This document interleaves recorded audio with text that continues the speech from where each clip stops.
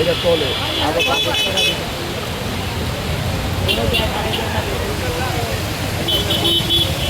গুলশানের 2 নম্বর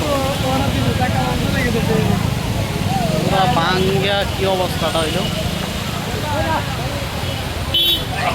এই হলো রাস্তার অবস্থা, অবস্থা শেষ।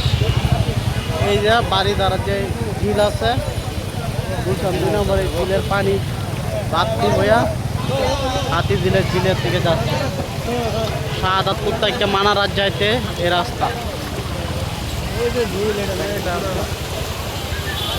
ঝিলের পানি রাস্তা ভাঙ্গে চলে, অবস্থা খারাপ।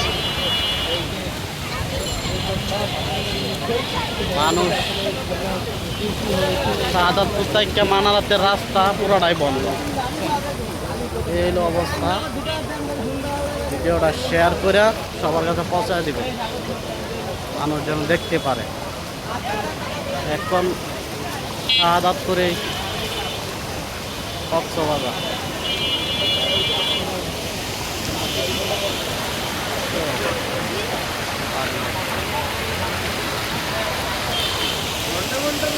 ওকে, ভালো থাকবেন সবাই। আলম নিউজ ব্লকের পাশে থাকবেন। আল্লাহ হাফেজ।